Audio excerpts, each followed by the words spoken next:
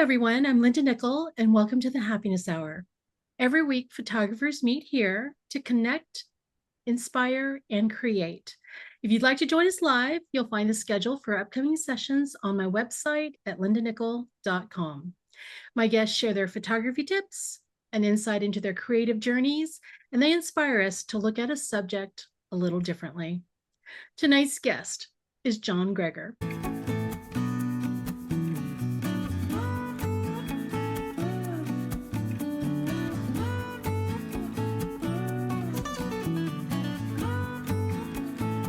John is a nature and travel photographer who operates photography workshops throughout the United States, Canada, and Mexico. John's photographs have been published in numerous regional and national magazines, and his fine art prints are in museums and collections worldwide. Though based in Duluth, Minnesota, John spends his winters in Utah and Mexico. And if you're interested in joining him on one of his workshops, take a private mentoring session, or want to sign up for his newsletter, you can find more information on his website at coldsnapphotography.com. And if you're on Instagram, look for him at john.gregor, and I'll link those in the show notes below. In tonight's presentation, Travels in Mexico, John will share travel photography tips and the stories behind some of his favorite photographs and introduce us to a culturally diverse and photogenic perspective of Mexico. Welcome to the Happiness Hour, John. Thanks a lot, Linda. That's a wonderful introduction. Well, thank you. Thanks for being here. Thanks for, Sure. I always like to disclose and give credit where credit's due or blame people where blame is done. But my friend, Mark Franks, who's in this room tonight, I don't know if he was with you at the time, but he basically said, you really need to invite John Gregor. And here's his phone number. And he basically gave me your digits. And I'm not shy. So I sent you a text, right? And I said, you're welcome to say no. But if Franks tells me to do something, I'm going to do it. So he said, thank sure. you. And so thank you, Mark. Yeah. So, did I miss anything in your intro that you want to add? You're welcome to embellish, or sometimes I just gloss over the things that I like, and if I miss something, please fill in the blanks. Professionally, I think you kind of covered it, so that's great. Thanks a lot. Sure. Tonight, I'm going to present my work, Travels in Mexico, and a lot of this work, it includes some writings that I've done, and so I'm going to be reading those. I'm hoping it doesn't get too formal and too stiff. Certainly, Okay. I'm open to questions, and I understand, Linda, you'll kind of monitor for those, and you can interject, or I'll try to pause throughout the presentation too, if there are questions. So I'm going to go ahead and just share my screen here. So the initial work, I'm from Minnesota, northern Minnesota. That's where I've been living and working for the last 25 years or so.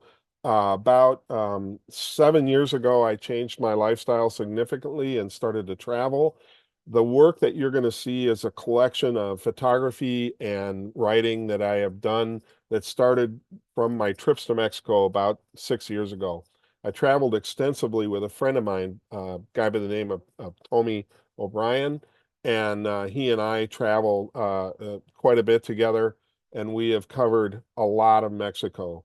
So far, we have been in all except for one of the 32 states in Mexico, which is Colima. I'm hoping to hit that again soon. Probably have driven in excess of 30,000 miles in Mexico. We typically drive. That's how we get around. We chose to concentrate a lot of our travels on the central highland area of Mexico. We like the historic nature of the towns there. It was a little less commercialized and not as sort of resort driven as what you find on the coast. We certainly have been to the coastal regions, but we both prefer the mountains.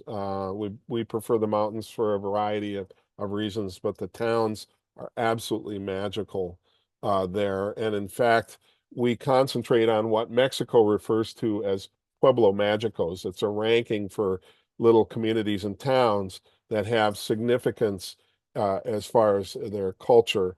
And they get the designation of a Pueblo Magico, and we seek those out. And there's hundreds of them throughout Mexico. The first place that I posted a lot of these images and the stories were Facebook, and I published a book pretty quickly after I first started this, but I will be doing another one with a revisions coming out soon.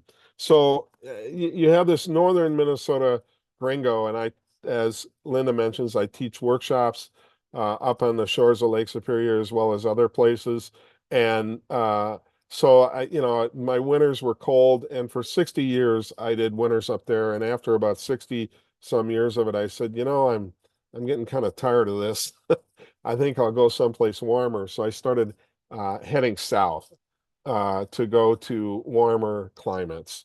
And so this map actually only shows a very small partial part of the travels that I've done. If I was to redo this map now, there'd be a lot more lines, both through the central area as well as the Yucatan and across the north. We spent the prime year of the pandemic, 2020 was that, actually exploring along the border lines between Mexico and the United States. We kind of traveled back and forth in that area quite a bit. So we've hit a lot of areas in Mexico.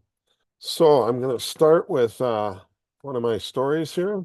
This, by the way, I call this photograph a physical a physical manifestation of a figment of our imagination. And the title of this story is called The Border Crossing. It was a brisk early morning, and I was walking across an open cobblestone plaza. To my left was a long single-story building with an elevated walkway across the front and sides of the building. The building was constructed of a large gray stone blocks and typical of the architecture found throughout much of north-central Mexico. From the side of the building, on the elevated walkway, a scrappy dog appeared. As soon as it spotted me, it broke into a dead run, snarling, growling, and barking. It jumped from the walkway down to the plaza easily without breaking stride. I looked around me. The plaza was empty. I was on my own to face this threat. There was nothing for me to do but put my left foot forward and place my right foot behind me. Bending at the knee slightly like a boxer, I braced for the impact. The dog was upon me within moments. However, the impact never happened. At the last moment, the dog passed to my left, and as she passed, I felt the wet of her nose across the bare calf. Immediately, the dog turned and fell into step as I continued my walk across the plaza. I turned to leave the plaza. The dog ran around to my front, and when I kneeled to greet her, she leapt into my arms, where I held her like a baby against my chest. I named the dog Julia and set off walking towards my truck. Julia nuzzled deep into my neck and beard. By the time I reached the truck, our bond was complete. I had the sense that we were inseparable. I approached my travel companion, Tommy, who was waiting for my return. He looked me up and down, me standing in front of him with Julia in my arms, and said, "Looks like you've made a fast friend. But we must find out who owns her and give her back." Julia wore a plastic collar with a compartment that unsnapped.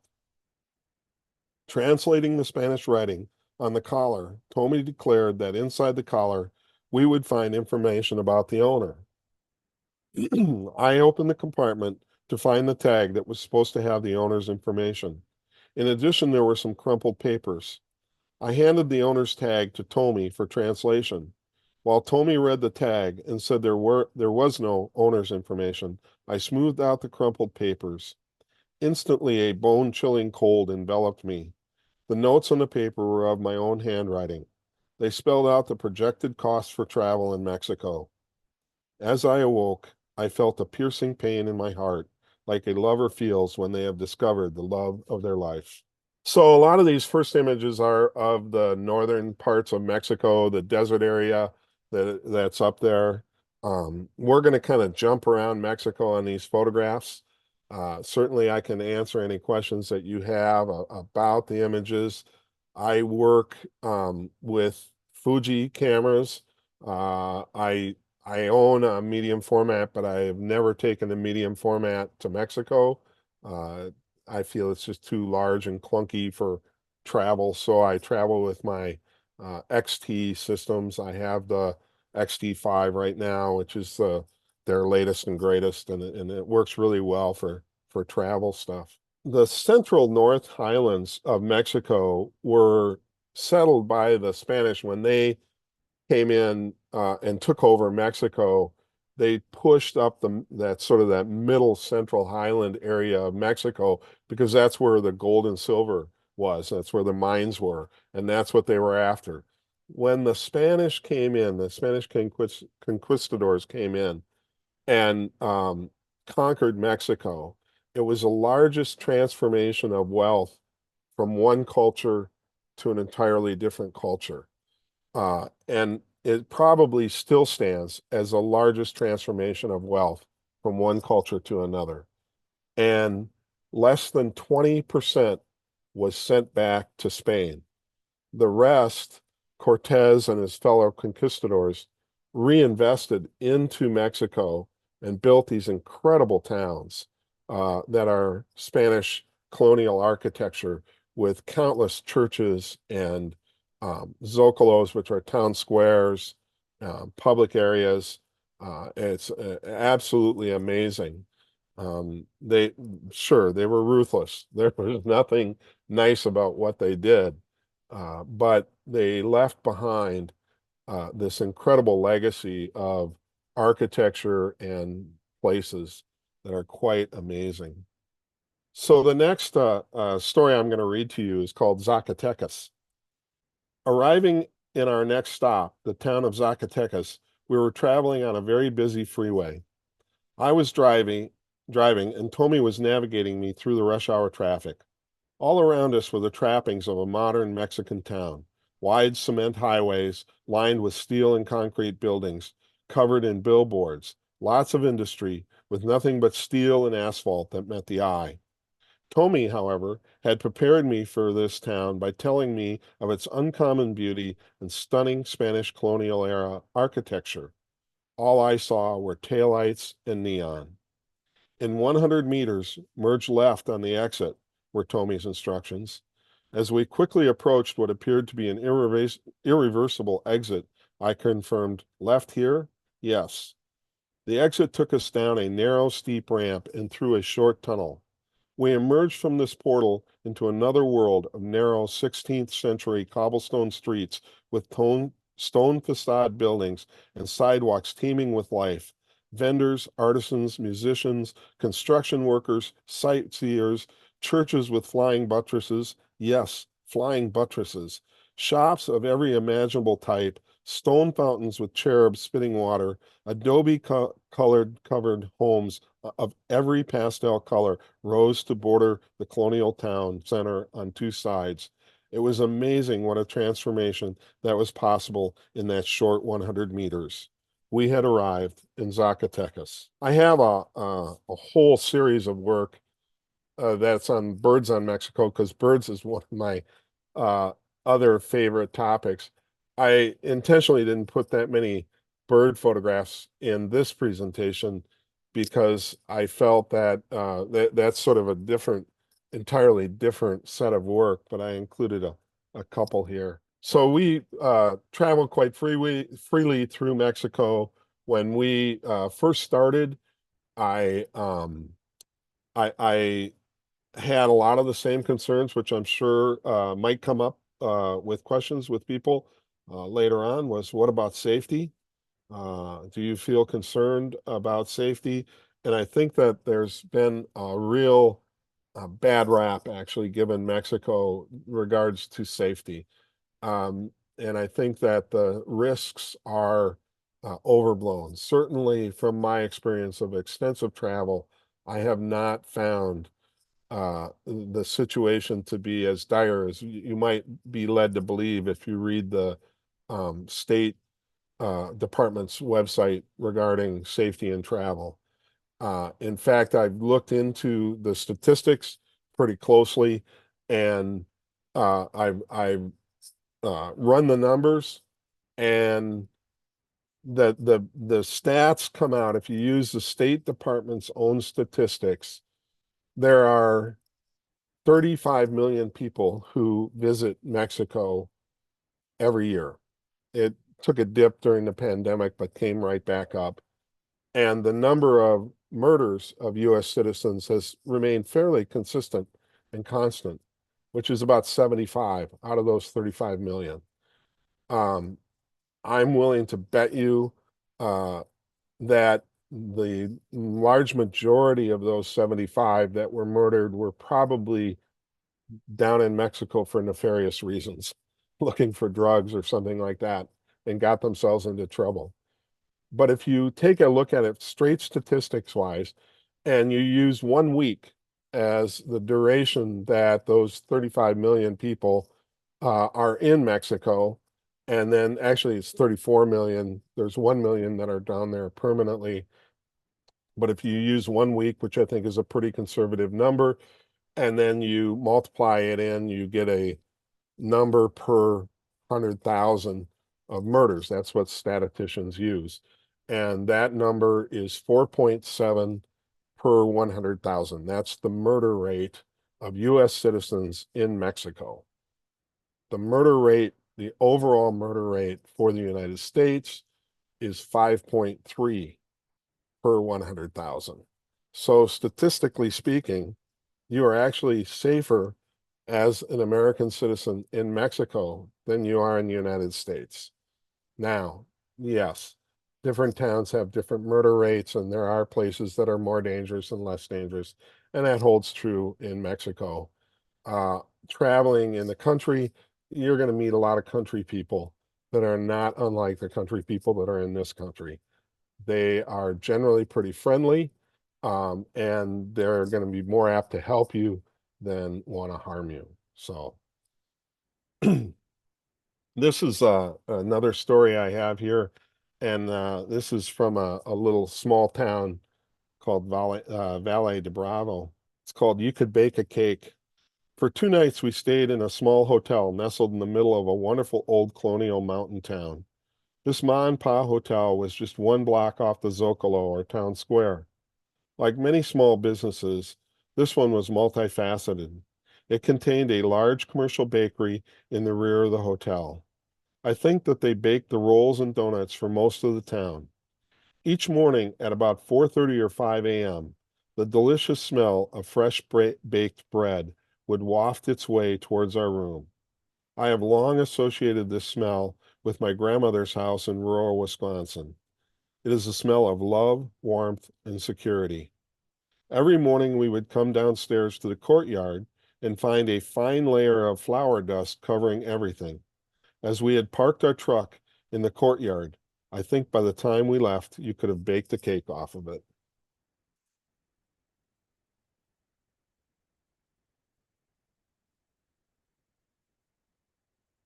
Do we have a question?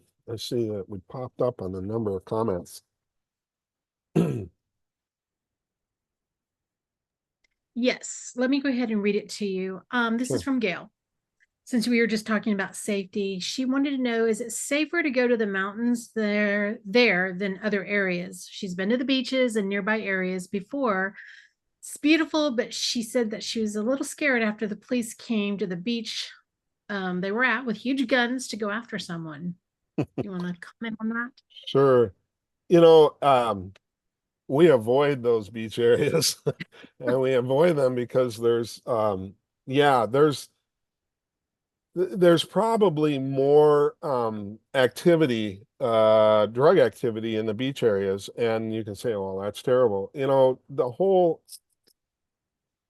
thing with Mexico and Central America and South America, we decry the rise of the cartels, these lawless bastards that go around killing people, and they have way too much power. They derive their power by selling drugs in the United States. It's illegal to own guns in Mexico. You cannot purchase a gun in Mexico. They purchase those guns illegally in the United States and smuggle them back across the border. The United States has given the cartels money and guns. And the reason why there's more activity in those beach areas is because you have thousands of wealthy gringos and gringas that go down to those areas to vacation. And that's where the drug dealers can sell their product. That's where you're going to find them. In the country, you don't find that. I think it's pretty much the same as here. You go to the big busy areas, and that's where you're going to find trouble. You're going to find a lot of other stuff too, but you're more apt to find trouble. Um, so it varies certainly. There are towns that are more known for um, cartel activity that are in the mountain areas and that are controlled by the cartels, and that's good and that's bad. Generally speaking, the cartels don't want anything to do with you as a gringo tourist. They don't want to mess with you. That's the last thing they want to do because they have learned that if they mess with you, the federales come because the US government pressures the Mexican government and the Mexican government sends in the federales. And the cartels don't want that. They don't want the federales there, so they don't go in and typically they don't want to mess with you. Um, in most cases, if you stick to the areas that are the tourist areas in the mountains and in those areas, you're going to be just fine. So the Pueblo Magicos that I mentioned, those are towns that are looking to invite people in to visit their town. That's why they go after that designation as a Pueblo Magico. So they want that attention. And that's one of the things that we look for when we choose towns to go visit. Certainly, we keep track of reports. If there are reports of problems and issues, they again, though, a lot of those tend to be overblown, and you get the headlines, and that's it. And there's a big story behind those headlines that put it in a different context. So I think if you're smart the way that you travel, do a little bit of research, you'll be fine in those areas. Um, we travel extensively and we go off the main roads and we go into small towns a lot. So Thank you. sure, thank you. Let's see. So this next little story is called Reserva de la Biosfera Santiago Mariposa. Um, I know there is no way to convey the depth of this experience, not by still photography, not by video, not even by the written word. Imagine yourself traveling deep into the heart of a Mexican countryside, driving up a mountain road that is really no more than a goat path. At the end of the road, when you can't possibly drive any further, you arrive at a pasture where a couple of compadres are plowing the field with a pair of horses. After a short negotiation, they agree to unhitch the horses, saddle them for you, and take you up the rocky, steep paths, 2,000 feet higher in elevation, to the monarch butterflies. 2 hours later, you are at 11,000 feet in elevation and are the only gringo or tourist watching hundreds of thousands of monarch butterflies swarming in the trees. One of the local guides gestures and encourages you to cup your hands behind your ears and listen. You do as you are told, and you hear the most amazing sound, tens of thousands of butterfly wings beating the air.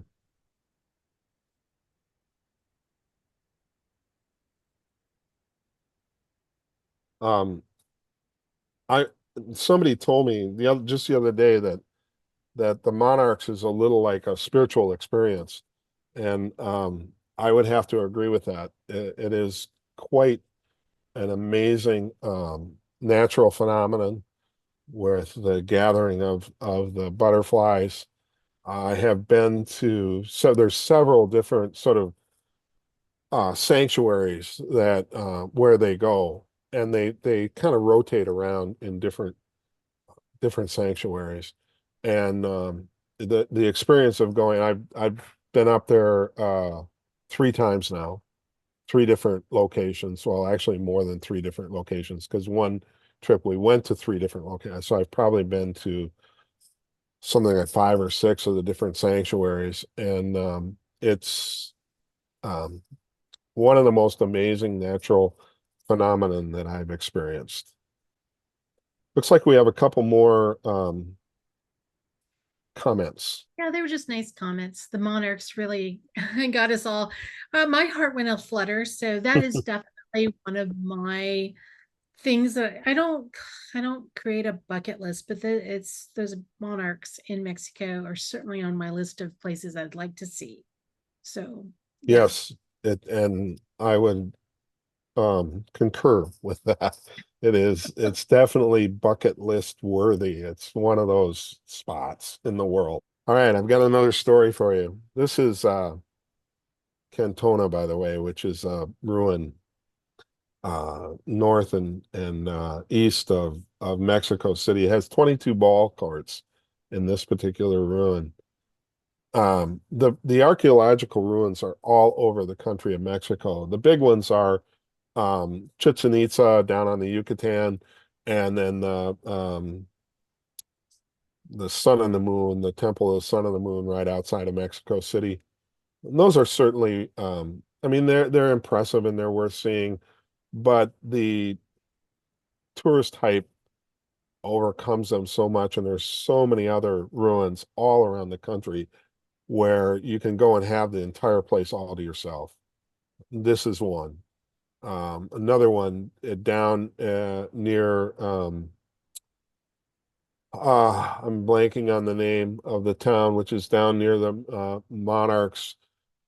It was a very small, what the portion that they had reclaimed was very small, but as there was like 3 or 4 temples that they had sort of reconstructed. These are all reconstructed because they would just be earthen mounds. You wouldn't really see this sort of definition. And archaeologists have gone in and cleared away all the dirt and sort of, in many cases, actually rebuilt the temples, like the Temple of the Sun, which has been totally reconstructed because it was just a mound of dirt. And there is one actually in right near Puebla that had it was a huge hill with the Spaniards built a church on the top, and then in about the 1920s, some archaeologists were looking at it and going, that's an odd looking hill, and they started tunneling into it and found out that it was the largest pyramid built in Mexico. It was this huge pyramid that everybody just thought was a great big hill, but it turned out that it was a ruin.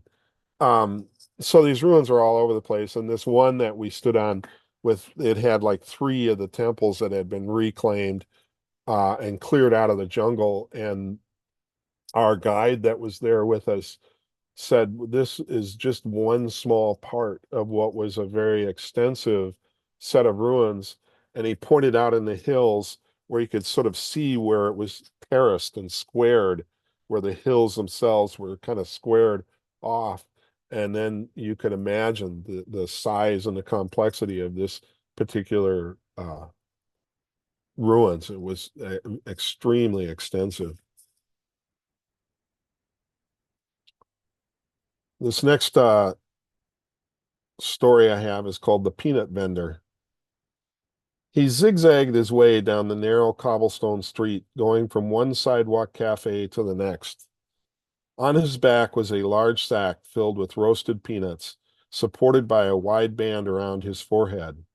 He was a small boy, no more than 10 years old, and yet there was a quiet confidence about him. He displayed his product to prospective clients by holding a solitary peanut between his fingers. He held forth his prize and quietly asked one word, Misiera?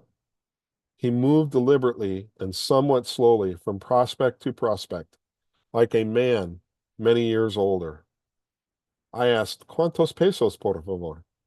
30, he said quietly. I nodded my head, and he swung his heavy load to the cobblestones. He carefully measured out his cup, heaping extra peanuts on top until no more could possibly be balanced on the top. He then reached into his leather waist pouch and pulled out a small plastic bag. He transferred the balanced measure of peanuts into the bag. Then, with a look of mutual trust, he added an extra handful of peanuts into the bag. I nodded my appreciation and tipped him 7 pesos. Somewhere there is a quiet and deliberate peanut farmer, confident that he has taught his son well. Street life in Mexico is one of the wonderful things, one of the things I really love about it. I love just the way that the towns are built in Mexico with a central Zocalo that is where people meet on a Friday, Saturday, or Sunday night. That's where the action is. That's where everybody is. And rather than sitting inside of a home with a two-car garage insulated from the world watching a television, if you want to experience life, you're out and you're out at those Zocolos. And if the town is larger, then there is a Zocalo in every community, in every neighborhood that you can go to. And that's where you meet your friends. That's where you meet your future wife or husband. That is where life takes place. And I love that part of it. So this is photographed in Oaxaca on one of the main streets in Oaxaca. This was a wedding that had just taken place, and typical style for the weddings. Once the wedding is concluded, once the ceremony is done, then the wedding party falls out onto the street, and typically they hire an entourage, a band, to make a lot of racket and noise and play assimilations of music. Um, and a lot of times they hire puppeteers that have large puppets, or the women in traditional wear with the baskets of fruit on their head to dance and swirl around. And there's just tons of activity. And of course, a lot of tequila that's being passed around freely among the entourage as they go up and down the streets of Oaxaca. This particular photograph, I am proud of this photograph because I was working this scene trying to get it to come out just right. So there was this balance between sort of capturing that sense of motion and swirl that goes around. Anybody that's ever photographed a wedding knows that there is one person that is the most important person of the day, and that is the bride. And I wanted to capture her as the center of this swirling motion that was going around her. And so that's what I was after, and I was very happy with the way that this turned out. Looks like there's another Beautiful. comment. Yeah, can I squeeze one in? Mhm. Um, I'm not sure who's asking because there's a lot of letters, but no name that I can make out. But the question is, you seem to be using a wide angle lens a lot. Is that your preference? And then they're curious why you're using Fuji. Um, yes, I use wide angle lens more than not for a lot of stuff to capture more of the environment or more of the surroundings and the street scenes. Um, I use Fuji. I started shooting Fuji about 7 years ago, and I find that they have the best optics, in particular, the best wide angle optics. Canon, Nikon, and Sony wish they could make a wide angle as good as what Fuji does. They have incredible optics. I also have some off-market brand lenses that I use. I have a Zeiss 12 millimeter, and I have a Voigtlander, uh, and that's a 23 millimeter, which is equivalent to a 35. There's a conversion because it's an APS size sensor. And the Voigtlander is a 1.2 lens. I just picked up another Fuji lens. It's a 50 millimeter, which is equivalent to a 75. So it'll be a good sort of portrait lens, and that's an f1.0. So I can get this incredibly fast glass that is really, really sharp.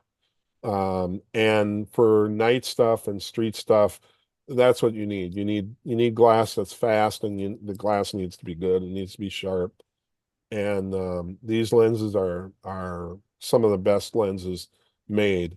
There's not too many places that do good bench testing of lenses anymore, but there used to be a place that was called slrgear.com. It's now called imaging-resource or resources.com. And you can see all the bench tests for the lenses on there, and you can spend hours on this site and get lost in it if you want. You don't have to take my word for it. You want to see a perfect wide angle lens, go look at the Fuji 10 to 24 millimeter wide angle lens. It's the closest thing to a perfect wide angle lens you'll find. It's a little slow for the street work, for night stuff. It's an f4, so it's a little slow for that. But you can look at any of the Fuji lenses, and um, you look at the test results, they're running circles around any of the big three. And they're priced at like half. That's the other reason, quite honestly. I'd rather now I have a lot of cameras, so I can't say I don't spend a lot of money on photographic gear. I do, but if I had what I have in any of the big three, I probably wouldn't be able to afford to go to Mexico, quite honestly, because it's easily twice as much. That's why I shoot Fuji.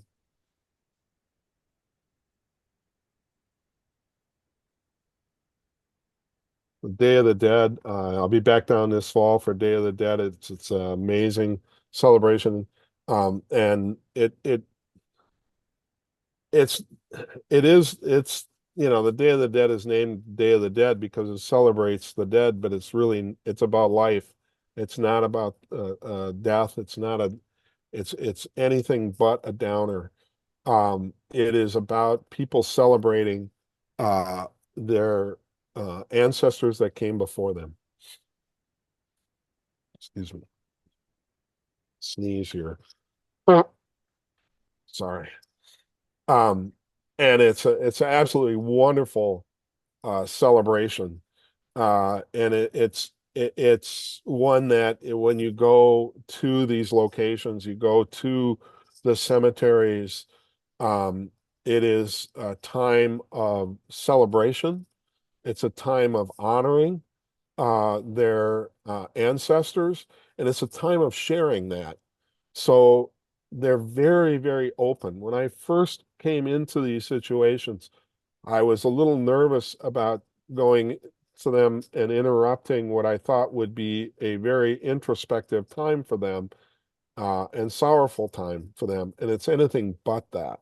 There's very little sorrow. There's a joy and recognition that they were lucky to have that person in their life for whatever time they had, and they want to honor and celebrate that, and they want to share that sense and share that love with others, even total strangers.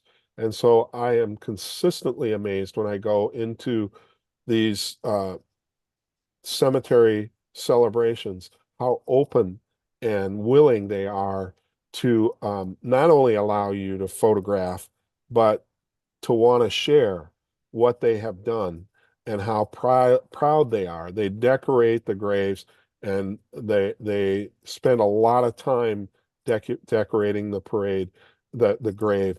And they will ask you, I've been asked this question a number of times, what do you think? Does this do them justice? Do you think they would like this? Um, and so it's something that they want to share with others. And it's a wonderful, wonderful experience. The parades and the celebrations outside of the cemeteries during the week are also absolutely wonderful. It's all about life. It's not about death. Um, if you have not seen the Pixar Disney movie, animated movie Coco, I would highly recommend it. Every Mexican I've talked to loves that movie because they say it does a very accurate job at depicting what their culture is about, and in particular, what that celebration is all about.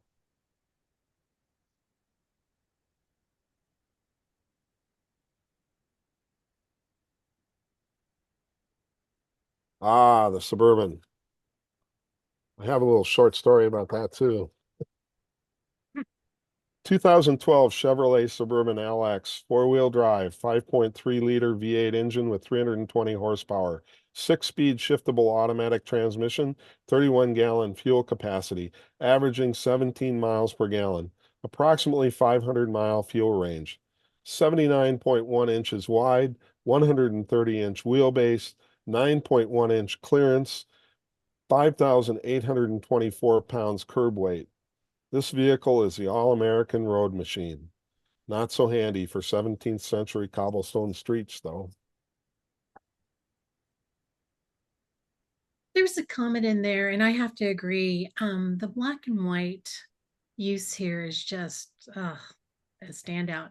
I am curious though, especially with the Day of the Dead. It's so colorful. Why did you opt to use turn it opt to shoot it in black and white? I've shot both at Day of the Dead.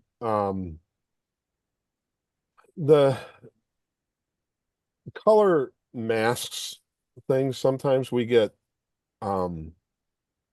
seduced by color and we miss the message.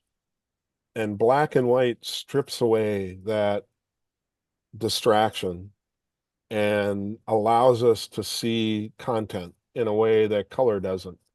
And so I like to use black and white with a lot of my imagery in Mexico for that reason, which with street stuff especially I think is useful. Um, and also because I feel that there's a timelessness with the black and white that the color doesn't carry as well. And Mexico, in so many ways, is such a wonderful, timeless culture because you feel that it's in it, especially when you get into these central highlands and away from the big beach resort plastic umbrella drink places, and you get to what is the real true part of Mexico. And I like that aspect of it because there is a timelessness to it. That last one was I was traveling with I had a girlfriend for a couple of years down in Mexico. Long distance relationships are tough to maintain. It didn't last, unfortunately, but I was with her when I met that last group of five women, and they were very attentive to all my needs when I came in to eat there. And I think she was a little bit jealous of them. They wanted to know if I wanted to go out dancing. Was the food good? Do I want more? Do you want to go out dancing? Those were the questions they were firing at me. And Christina ended up calling them my fan club, and they all stood outside the restaurant and waved goodbye to us as we got into our car and drove away. This is a still up in the hills outside of Oaxaca, where a lot of the tequila, a lot of mezcal rather is made, not tequila. Tequila is made in a very special area of Mexico, only a small area. It's sort of like champagne is to France, that it can only be produced in the Champagne part of France. The tequila can only be produced in the tequila regions of Mexico. And there is a town called Tequila.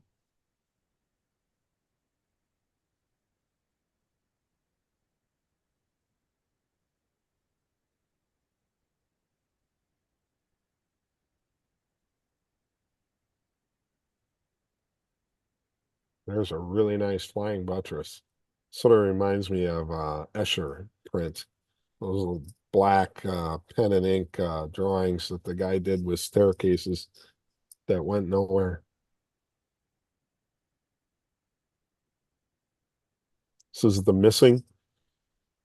One of the black marks in modern Mexican history where there were a bunch of college activists that have gone missing. And the cover up leads all the way up to the highest areas of the government. They were murdered. They disappeared. They were disappeared. It happened not too long ago.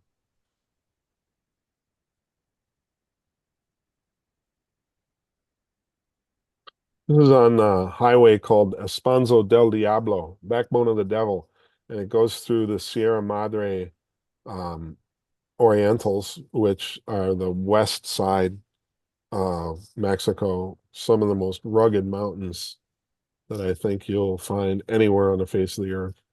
It's 14 layers of ridges in this photograph.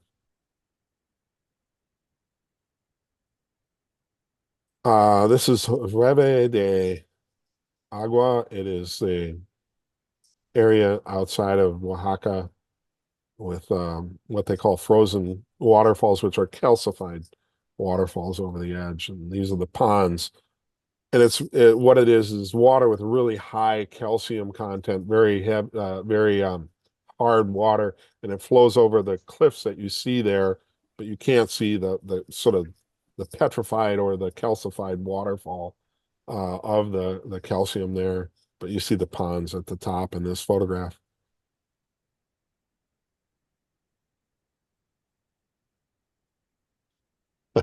I was walking down the street and I saw this guy with a chicken, and I thought, oh, how nice, how wonderful. This guy has a pet chicken. So I asked him if I could take a picture of his chicken, and he was readily agreed. He was very proud of his chicken, and I took the photograph, and I went on my way, and I got back and I downloaded the picture, and I looked at it and I said, wait a second, that's not a chicken, that's a rooster. That's a fighting cock he has there, and he was on his way to a cockfight with it. Um, and I probably would have followed him to the cockfight to see out of curiosity. I've never been to a cockfight. They are very bloody affairs and not very nice, but it would have certainly been interesting to see. I am blanking on her name. She is a very well-known artist, leading one of the leading artists in Mexico, and she has a place near Oaxaca. I wish I could remember her name. Wonderful woman.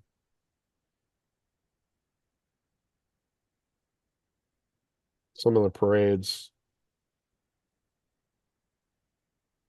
That's Popo, which is a um, volcano. It's situated maybe an hour southeast of Mexico City, between Mexico City and a town called Puebla. And Popo puffs. It puffs regularly, and over the last year or so, especially, it has become much more active. It's gotten more and more active, and it would not surprise me if we hear of it blowing at some point in the near future because it's gotten a lot more active. They started out with sort of a ring around the top of it where they said, well, you can't go, nobody can hike up there because it's too active. And now they've extended that ring to include the entire mountain because it spews out these hot ash and cinders that cover the entire mountainside now. So you don't want to be anywhere near it even when it lets off one of its little spurts like this.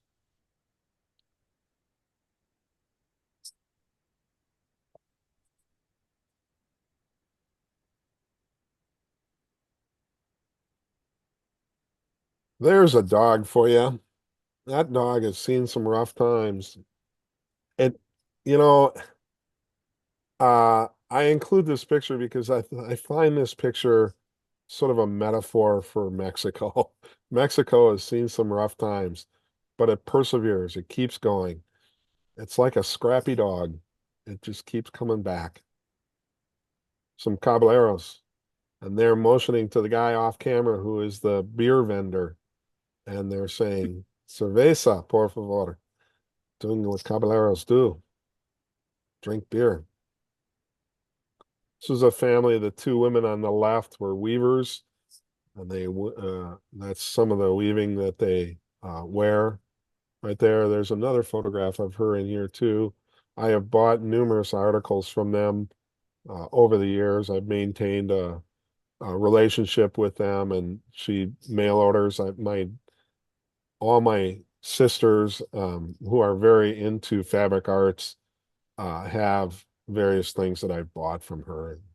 share it as gifts. The mercados are an amazing place. I love going to mercados. They're just so lively. There's all kinds of stuff going on there, and they're visually just wonderful, wonderful places to photograph. So one year I went down, I led a workshop in Mexico City at the leading photo art center in Mexico. I went down and I taught 20 people how to go all the way out to print. It was very well received. We had a wonderful time. And this is the group photo of all of us after everybody had produced their prints. This was another experience I had while down there one Christmas, and I have a story that I call El Regalo, the gift. Last year on December 23rd, I, along with my friend Christina, were driving on the slopes of Orizaba. Orizaba is the tallest mountain in Mexico. Its slopes are dotted with small villages. As we passed through many of these villages, we could hear the kids exclaim, "Es Santa." With my full white beard and long white hair and Nordic features, I must admit there's a striking resemblance.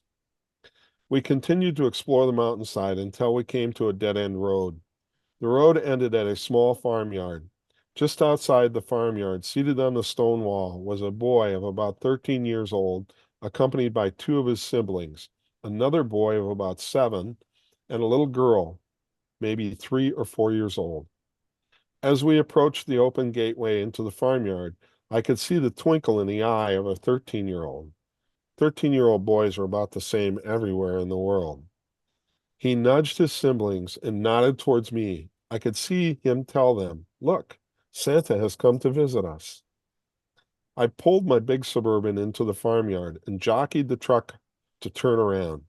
As I was leaving, I rolled down the window and said, "Ho, ho, ho, Feliz Navidad." The little girl did not know if she should laugh, which she did, or cry, which she also did. Shaking with nervous delight, she managed to blurt out "Feliz Navidad" in return. Like a twinkling, the gift was exchanged. There was no physical manifestation of a gift, no glossy paper to unwrap, no ribbon to untie, but there was that magical moment when a connection between two souls revealed the essence of a gift. I always thought that it was my gift to her that was the most important part of the transaction. But now, a year later, I realized the gift she gave me, a Santa Claus, was born. So now I came home, I came back to the US, and as I mentioned, my sisters love the fabric arts. They're both very good seamstresses, and I had them make me a full Santa Claus outfit. Um, and that was a year and a half ago. So this last year, I was Santa. I was Santa on the Navajo Nation because I do a lot of work down on the Navajo Nation. I volunteer my time down there teaching photography classes, and then around Christmas, I was Santa for a couple different communities down there as well, which was a lot of fun. The photograph that you see here with me with all the kids, the day after I had this happen to me, Christina and I went into a local town that was there, and I bought a Santa hat, and we bought two great big bags of hard candy, and we spent Christmas Eve, December 24th, driving back around into those small towns and handing out candy to the kids. And it was a real thrill. It was a lot of fun. And I don't know who had more fun, whether it was us or them or the parents of all the kids, but it was a lot of joyous activity around there. So it was a lot of fun.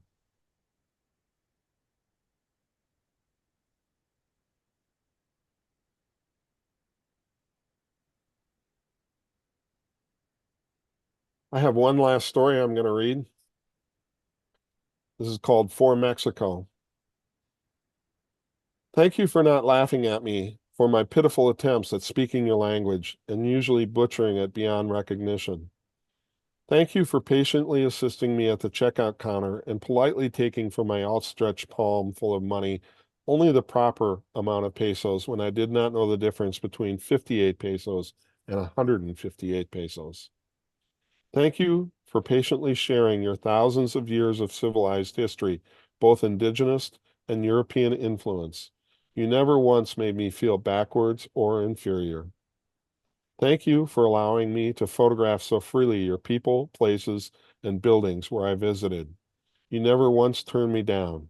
No, instead, you welcomed me and my camera, frequently instigating the sharing of yourself with me. Thank you for your invaluable assistance when I needed help and were not aware of your customs, for helping me when I needed help the most and not taking advantage of my ignorance or vulnerability. Most of all, thank you for making me feel like a special guest, yet right at home in your country and your culture. So these last few are a little more colorful views. So you can see some of the color of the Mexico street scene. A couple black and whites still thrown in there for good measure. There's Christine. Her name is actually Christine, and her weaving. I was sitting in the courtyard of this hotel when a photographer, professional photographer, came in with her subject, who is this young woman who is 15. She is celebrating her quinceañera, which is her 15th birthday, and it's a big deal in Mexico. They spend a lot of money on celebrations and everything having to do with it.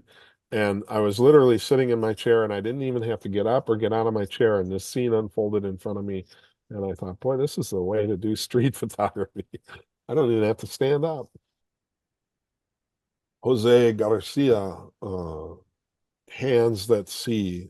He's a blind artist, and he creates these sculptures that you see in front of him.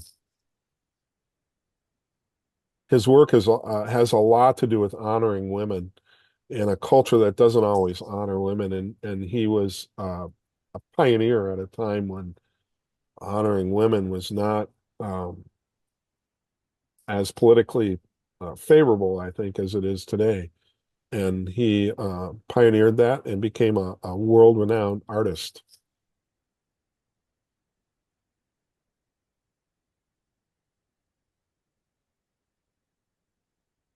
These last few scenes are down in Chiapas, the southernmost region in Mexico, which is probably one of the most picturesque of all the areas of Mexico. Its natural beauty is quite astounding. And that is the presentation. Um, so I'm welcome to take any questions you might have. I often have a conversation with my friend Susan, who happens to be in this room tonight. And we talk about, the takeaway, after everybody's presentation, what did I take away? And tonight, I'm just going to say it out loud. I need to pull out my wide um, lens. I don't use it enough. It sits in the same little drawer that it has sat in since I bought it. I think I put it on my camera twice. And if anything, I'm going to credit you for inspiring me to think about it. Valerie Hoffman, who is in this room, uses her wide angle quite a lot. And she'll, kind of poke and prod and pull it out, play with it. And I certainly just do not. And this was certainly a motivation. And also, I don't do black and white. I only turn my photos into black and white when I screw them up with the lights up good. And I love the purposefulness of you doing that. And I'm driven by color. It's stimulating. It just fuels me. And I noticed that I'm noticing more and more of your black and white stuff. And then when you went to color, it's like, oh, we should have done that in black and white too. And I can't believe I'm admitting that because I am color driven and I have a hard time getting excited about black and white. But you certainly um, introduced that to me. And Mark Franks, who's in here, he does a lot of black and white. And I just I love it when I see it, and I just don't do it myself. So hopefully I'm not the only person in this room that kind of will kind of like little, I don't know, a little nudging to get that wide angle on and do a little bit more purposeful black and white versus screw this up. Let's see what I can do to save it. So, John, And, I'm not. Go ahead. Mhm. well, I was just going to say, I think that with respect to black and white or color, uh, one of the questions I ask myself um, is the color adding anything to the photograph? Is the color a necessary element to carry this photograph, or is it getting in the way of what I want to communicate with this photograph? And that is, uh, I think, the divider between, do I want to do this color? Do I want to do it black and white? I try to pre-visualize. I try to think before I take the photograph what it's going to be. With street stuff, because it's happening so fast, there's less of that contemplative aspect of it.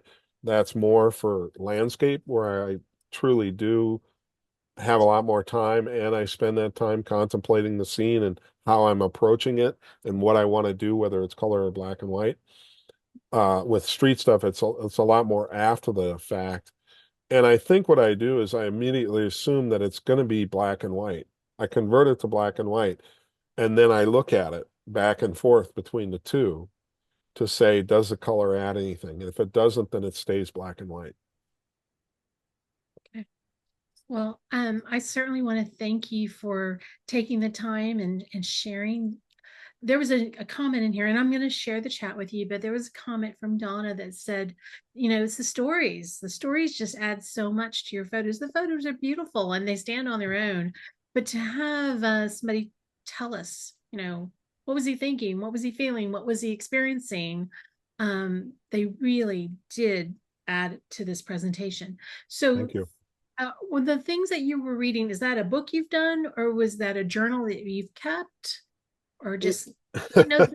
Yeah, I'm just being here's, nosy. yeah. So I'm working on a reissue of the book. Um, somebody asked on there, did I keep the dog? The dog in the story was in my dreams. So yes, I've held that dog close. It's Mexico. It's my love. And I love Mexico, and I will be going back again and again. Um, though it's the stories I'm collecting, well, I've collected the stories and photographs. So I'm reissuing a book that I did very early on. It was a very rudimentary book, and I did a very limited publishing of it called Travels in Mexico. So I'm redoing that book. It'll be called Travels in Mexico. My hope is that it's hardbound. I've got a friend that's a wonderful designer. He will be doing the design work on it, and it will be produced. I'm hoping that I do offset reproduction on it to get really good high quality reproduction instead of just a digital printing on it. And I'm pulling that together now and thinking that it's going to go to the printer sometime next year, next summer, about a year from now. So it'll be available in the fall. Next fall is sort of the goal that I have. The writing was done, most of those stories were written on my cell phone, a lot of them at 3 in the morning when I would wake up and remember the events of the day and reflect on them and just open my little notes in my phone and start writing away on the phone. That's where actually most of those were written, were done that way. And I read you a small sampling. I've got a number of other stories, and I've got a few more that I've got to yet write too. I recognize that. So And thanks for coming and sharing what you know and your love for Mexico. I will say this, I've been to Mexico a couple of times and I didn't make it to the mountains. I stayed at the beach. But I felt like a good, I felt like I could do that virtual chair surfing, I guess is the phrase I'm coming up with. In the butterflies, oh my goodness, that just those are spectacular. And I've seen so many beautiful pictures from there, and it just drives it home. That's gotta be a place I have to visit. But I'm actually going to Mexico next year. I don't know exactly where I'm going, but I will keep the mountains in mind, and I will certainly make myself drag along a wide angle lens just for good measure. So with that, I want to thank you for coming and sharing with my group. Next week, two-time Pulitzer Prize winning photographer Estras Suarez joins us from Panama and shares his presentation, More Than a Canal, Panama, a Country of Wonders. Until next time, go out and create something beautiful, and I hope that we see you again soon.